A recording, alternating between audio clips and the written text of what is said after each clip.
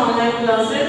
So students, in my previous lecture I have discussed you the chapter 9 Australia, location, political division and physical features, in which I have explained you the introduction and location and extent and boundaries and political division of Australia. Today I will continue the same chapter and today I want to discuss the physical features of Australia colony. ठीक है, तो physical features की हम बात करते हैं. physical features में हमारे mountains, rivers, lakes, plateaus, deserts and coastal plains आते हैं. ठीक है, तो सबसे पहले बात करते हैं ऑस्ट्रेलिया के physical features. तो सबसे फर्स्ट जो physical feature है that is the Eastern Highlands. Okay, इस जैसा मैंने बताया कि हाईलैंड्स हमारे क्या होते हैं, हाई लैंड्स, दैट्स मीन मतलब ऊंची लैंड यानी माउंटेन्स. ओके, तो द ईस्टर्न हाईलैंड्स, तो the eastern highland lie parallel to the eastern coast of Australia. तो ये जो हमारे ईस्टर्न हाईलैंड्स होते हैं ये कहाँ पे है, ये ऑस्ट्रेलिया की ईस्टर्न कोस्ट पे यानी कि पूर्वी तट पर पैरेलल, बिल्कुल पैरेलल स्थित है. ठीक है, तो इसको इसकी बात करते हैं कि the eastern highlands lie parallel to the eastern coast of Australia. They extend from Cape York in Queensland to the state of Victoria.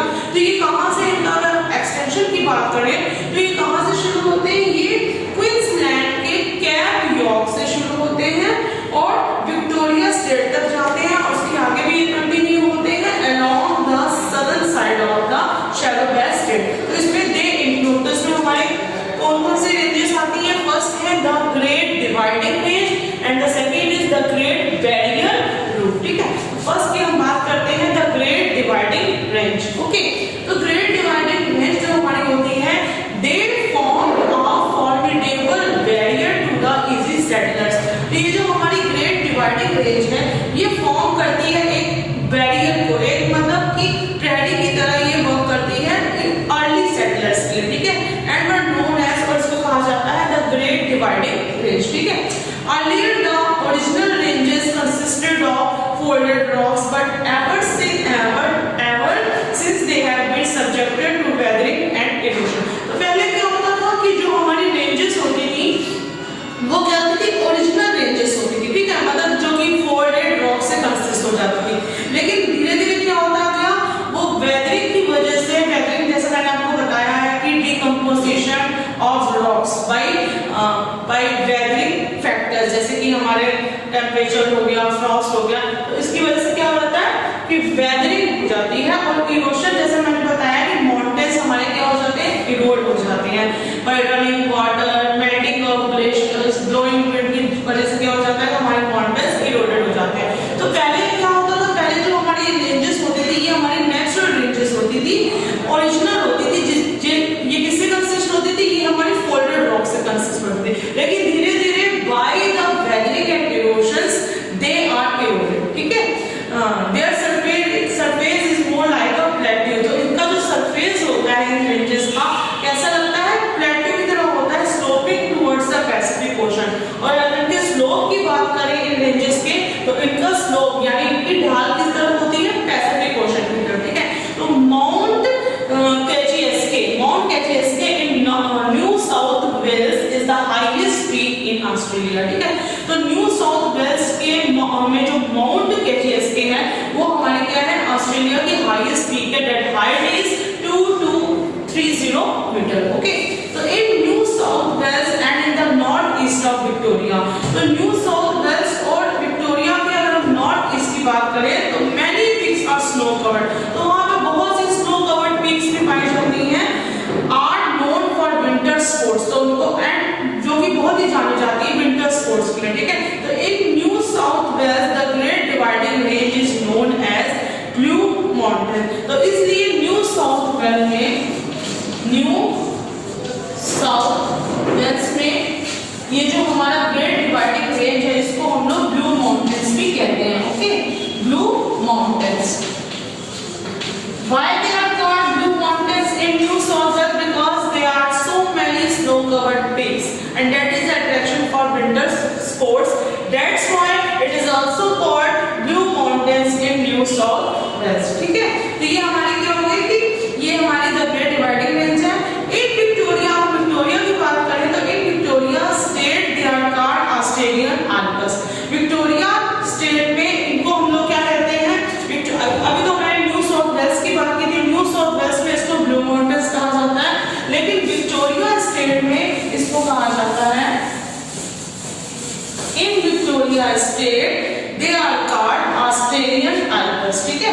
In Victoria State, they are called,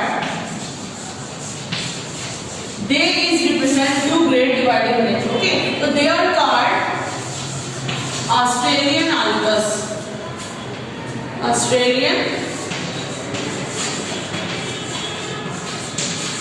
ठीक है। न्यू साउथ वेल्स में Blue Mountains and in Victoria state they are called Australian Alps, ठीक है। A number of rivers like Murray and Darling originate from this mountain, बहुत सी rivers इन mountain से originates होती हैं, just like Murray and Darling, ठीक है, and are used as a source of hydro electric power. And these river, जो कि नदियां इन माउंटेन से ऑरिजिनेट होती हैं, they are also a source of hydro electric power. तो इन रिवर्स से हम लोग क्या जनरेट करते हैं, हाइड्रो इलेक्ट्रिक पावर, यानी जल विद्युत शक्ति को जनरेट करते हैं, ठीक है। तो ये हमारा फर्स्ट क्या होगी, रेंज हमारी होगी द ग्रेट डिवाइडिंग रेंज, ठीक है।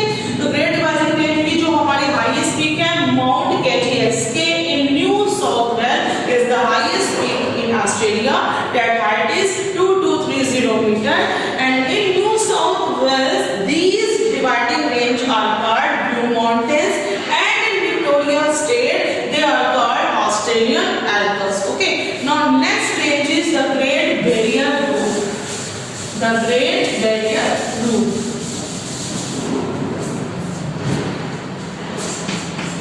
The Great Barrier Reef. Okay. अब बात करते हैं the great Barrier reef. The great Barrier reef, the great Barrier reef of Australia is the largest coral reef in the world. तो ये जो हमारी ग्रेट बैरियर रीफ है ऑस्ट्रेलिया की, ये हमारी क्या है, is the largest coral reef in the world, ठीक है। कोरल रीफ जो होगी, जैसे मैंने बताया कि जो मूंगा चट्टान होती है, जो हमारे ओशंस में या सी में पाए जाते हैं, ठीक है। तो ये जो हमारी है द ग्रेट बैरियर रीफ है, ये हमारी वर्ल्ड की लार्जेस्ट कोरल रीफ है, ठीक है। It stretches over 1900 metre along the north east coast of Australia and the Pacific Ocean. अगर हम इसके एक्सटेंशन की बात करें तो ये कहां तक फैली हुई है, ये हमारे नॉर्थ ईस्ट कोस्ट, ऑस्ट्रेलिया के नॉर्थ ईस्ट कोस्ट से लेकर कोस्ट जो कि पैसिफिक ओशन में है, वहां तक ये फैले हुए हैं, ठीक है। Coral reef is formed by tiny sea creatures. तो ये जो हमारी कोरल रीफ्स होती हैं, जिसको हम लोग बोलते हैं हिंदी में मूंगा चट्टान, ठीक है। तो ये जो हमारी कोरल रीफ्स कैसे फॉर्म होती हैं, ये बहुत ही हमारे टाइनी सी क्रिएचर्स से फॉर्म होती है, बहुत ही छोटे जो समुद्र के हमारे क्रिएचर्स, प्राणी होते हैं, डेड एनिमल्स होते हैं, उनसे ये फॉर्म होती है, ठीक है। तो जिसको हम लोग कहते हैं कोरल पॉलिपेंस, ठीक है। तो इसको हम लोग क्या कहते हैं, coral पॉलिपेंस। These are tiny sea creatures that are called coral polyps, ठीक है। तो they live in shallow warm salty waters of the sea। तो ये जो हमारे कोरल पॉलिपेंस होती हैं, ये हमारे कहाँ रहते हैं, ये बहुत ही मतलब शैलो गहराई में गर्म सॉल्टी वाटर में रहते हैं, समुद्र के गर्म नमक के पानी में ये पाए जाते हैं कोरल पॉलिपेंस, ठीक है। तो इन्हीं से हमारा क्या फॉर्मेशन होता है, कोरल रीफ का फॉर्मेशन होता है, ओके। तो they separate calcium carbonate, a white substance which after the death of the polyps considerates into a rich like structure in many shapes and sizes। तो क्या होता है कि दे सेपरेट कैल्शियम कार्बोनेट, तो इनसे क्या होता है कि कैल्शियम कार्बोनेट निकलता है, जो कि एक वाइट सब्सटेंस होता है, which after the death of the polyp, इनकी डेथ के बाद ये जो हमारे कोरल पॉलिपेंस होते हैं, जो हमारे टाइनी सी क्रिएचर्स होते हैं, इनकी डेथ के बाद क्या होता है कि जो इनके सब्सटेंस होते हैं उससे क्या फॉर्म किया जाता है, रिच लाइक स्ट्रक्चर को फॉर्म किया जाता है इन मैनी शेप्स और साइजेस, बहुत और शेप और साइजेस में रिच लाइक स्ट्रक्चर को फॉर्म किया जाता है, ठीक है। They occur in pink, red and white colours. तो ये हमें किसमें दिखाई देते हैं, पिंक, रेड और व्हाइट कलर्स में दिखाई देते हैं, and on a side of great beauty through clean waters. और ये हमारे जो हमारे कोरल पॉलिपेंस होते हैं, ये हमारे क्लीन वाटर्स में, सी के क्लीन वाटर्स में बहुत ही साफ दिखाई देते हैं, ठीक है। Although it is a great tourist attraction, तो ये हमारे जैसा कि बहुत ही टूरिस्ट को बहुत अट्रैक्ट करते हैं, ठीक है। It is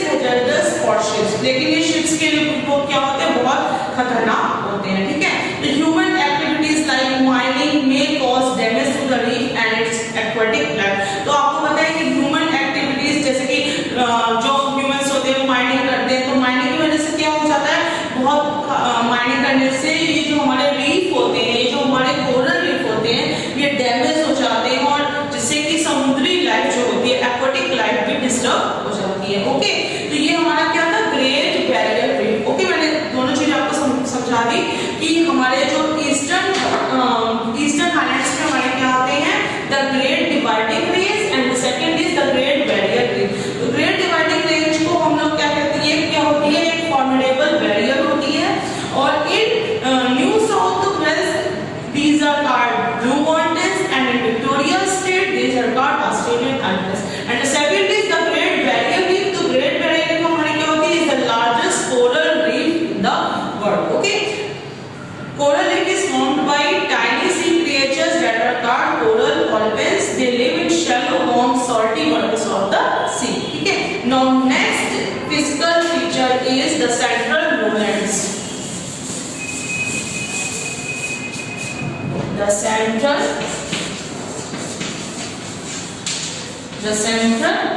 lowlands. Okay, the central lowlands. अब हम नेक्स्ट फिजिकल फीचर की बात करने जा रहे हैं, lowland यानी नीचे की भूमि यानी प्लेन्स। ठीक है, तो the central plains extend from Encounter Bay in the south to Gulf of Carpentaria in the north. ठीक है, तो ये जो हमारे सेंट्रल प्लेन्स है, lowlands को हम लोग क्या बोलते हैं, प्लेन्स भी कहते हैं। ठीक है, ये जो हमारे जो सेंट्रल प्लेन्स है, अगर इसके हम एक्सटेंशन की बात करें तो इसका एक्सटेंशन हमारा होता है bay in the south to gulf, मतलब जो कार्पेंटेरिया की जो खाड़ी है उसके जो नॉर्थ में कार्पेंटेरिया की जो खाड़ी है उसमें वहां से इसका एक्सटेंशन होता है। These plains are divided into 3 parts. इस प्लेन्स को भी हम 3 पार्ट में डिवाइड करते हैं। The first part is the Murray-Darling Basin. The Murray-Darling Basin. Okay, तो इसका फर्स्ट जो पार्ट है उसको हम लोग बोलते हैं the Murray-Darling Basin. Second lake Erie basin, and third is the Carpentarian lowlands.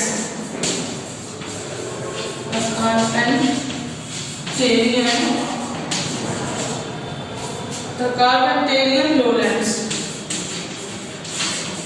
Okay, so these plains are divided into 3 parts: the Murray-Darling Basin, Lake Erie Basin, and the Carpentarian lowlands.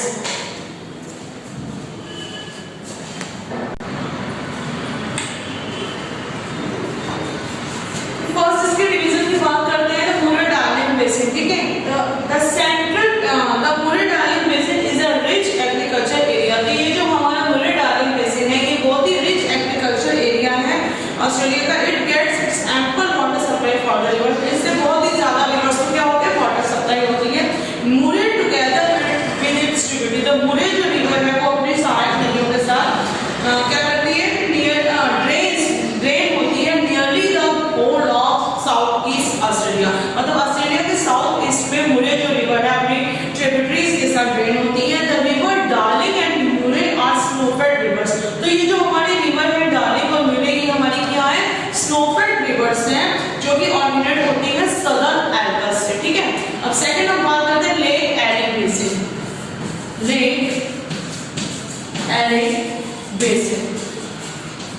Okay, Lake Erie Basin. The Lake Erie Basin is a vast saucer-shaped area of inland drainage. तो ये जो हमारा Lake Erie Basin है, ये बहुत ही saucer-shaped area है inland drainage का. It is a dry area. ये हमारा क्या एरिया कहलाता है, ये हमारा dry area होता है. It is a dry area. ठीक है, it is a dry area and many rivers disappears here without reaching the sea. और इसमें जो नदियां होती हैं वो कैसी होती है, डिसअपियर होती हैं. उसमें से mostly rivers are not reaching the sea. Mostly rivers समुद्र तक पहुंच भी नहीं पाती हैं. तो देखो बोथ आर डिफरेंट.